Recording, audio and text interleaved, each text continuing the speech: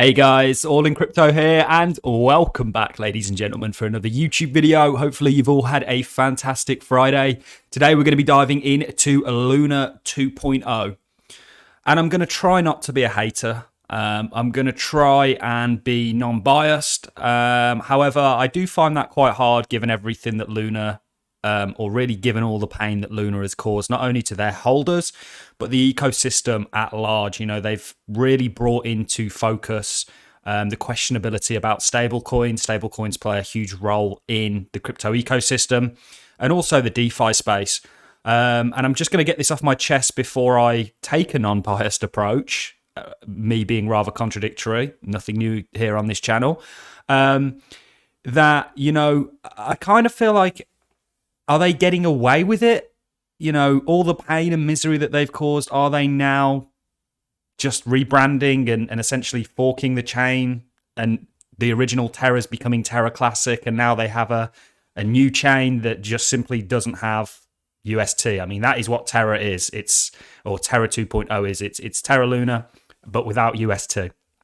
Now, there are some saving graces here. I think if this ultimately benefits Luna holders and helps them make a bit of money back with the airdrop, then I'm all for that, guys. There's no way I can hate on that. And I actually think that this, given how many exchanges are backing it, is going to be quite well received. And he's probably going to mimic something like what the Ape token did. So we are going to talk about that. The reason for making this video is I was doing a bit of research myself, looking at some other YouTube videos.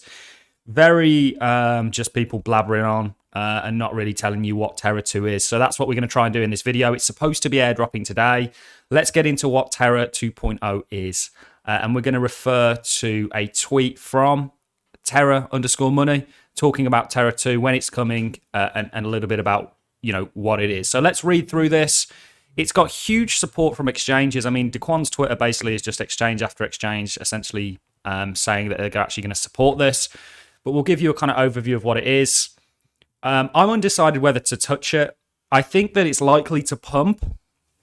Certainly when the airdrop gets released. I'm not sure what price it will come out at. But I think, you know, it could fizzle in a similar fashion to what the kind of Ape token has done, given that the kind of market that we're in.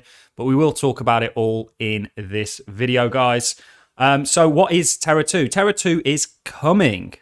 With overwhelming support, the Terra ecosystem has voted to pass Proposal 1623, calling for the genesis of a new blockchain and the preservation of our community. The Terra ecosystem revival plan, which has everything you need to know about our path forwards, can be read here. And it gives you a link to, I think this would be or it's not a Medium post, sorry, it's one of their own posts. It will effectively create a new Terra chain without the algorithmic stablecoin. The old chain will be called Terra Classic, token LUNC, and the new chain will be called Terra, and then token Luna. The chain upgrade will commence a few hours after the launch snapshot. The final release of the new Terra core has been released in preparation for the new chain launch on the 27th of May, which is today, guys, which is why we're making this video. The code has successfully been audited. Doesn't really mean a lot because their prior code was indeed audited. I suppose it's somewhat of a good sign that they've actually been audited, and you can go and see that on GitHub.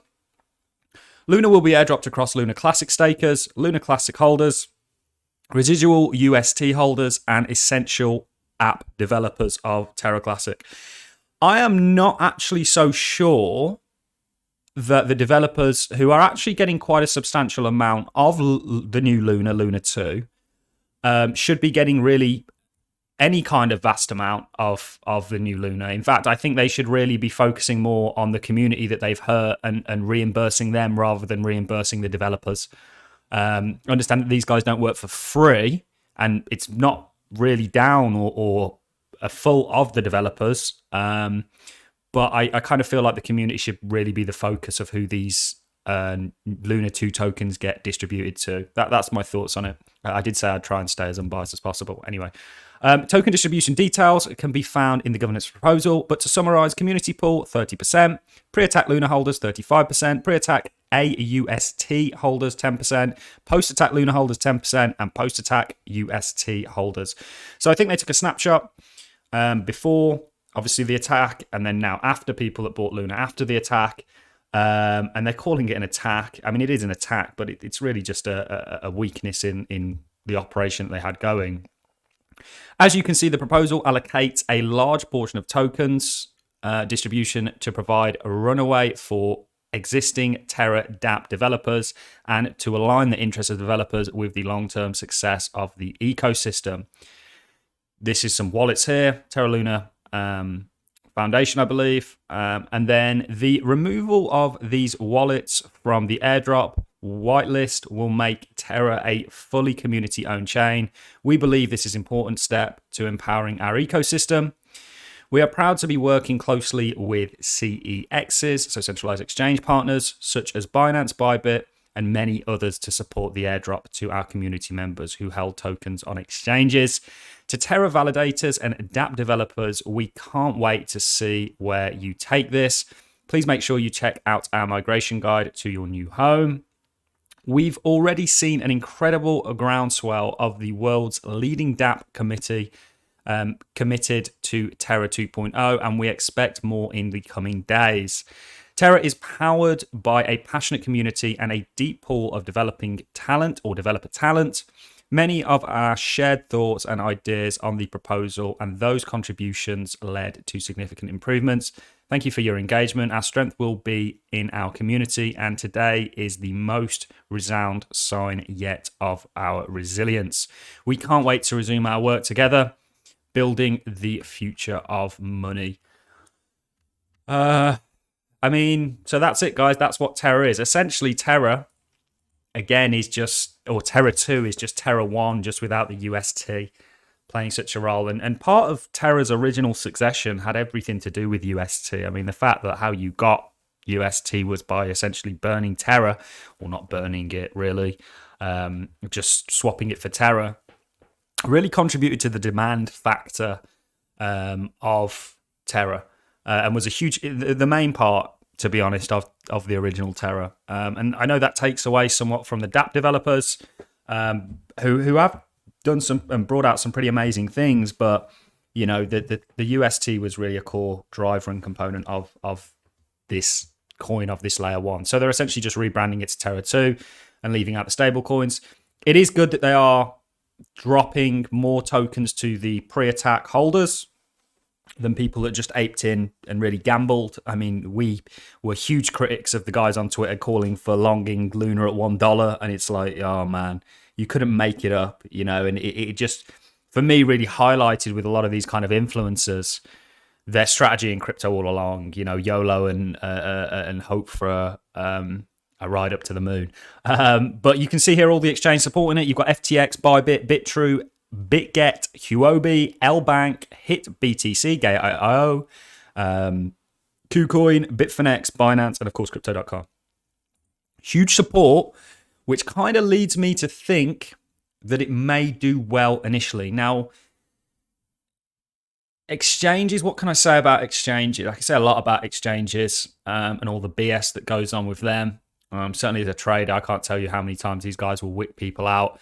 But you know, look, if this benefits original Luna holders, I've got no complaint. I'm on the sides about whether to get into it myself, not as a long-term investment, because as far as I'm concerned, any kind of credibility that the Luna team had has gone out the window. I mean, even how they handled the attack was just like, you know, it was just pure panic. And it's not an easy situation. One thing that I always try and be as biased as I can be, is try and look at arguments from both sides of the story, both sides of the argument. And, you know, it wasn't an easy situation, I think, for anybody to deal with, but I do feel, and even CZ commented on just how badly they actually handled it. So that essentially is Luna 2. I think it's going to act somewhat like the ape token. Lots of support for exchanges. You're going to see probably a price pump, and then it will dump off. You're going to see people that will go, okay, we're not in on the airdrop. Let's get in. They'll pump it, and then the likelihood is it will dump. So there is money to be made here, guys, and I'm not going to tell you what you should or shouldn't do. This isn't like me telling you not to long Luna at $1 when it was literally free falling, and then it went to $0.0002, and all your YouTubers and Twitter characters shut up very quickly, having, you know, led the lambs to the slaughter, if you will.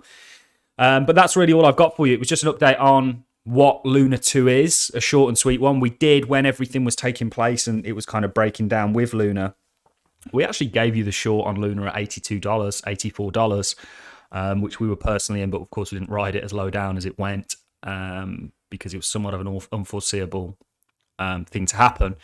But I'm not going to tell you what to do. You guys make your own mind up on this. I do think it's going to act similarly in the ape token, where you'll probably get a pump and then you'll get dumped onto. You know, people will ride the pump up and dump onto it. And you know, Terra, it is a shame because I actually like Terra as a layer one, which sounds just, you know, stupid now. But in terms of when they first launched, it was, I think, given the kind of backing that they had, it could have been a very promising ecosystem. But the kind of Ponzi-nomics of UST, which in hindsight is really what it was, you know, it's totally unsustainable getting 20% on Anchor Protocol on your stable coin.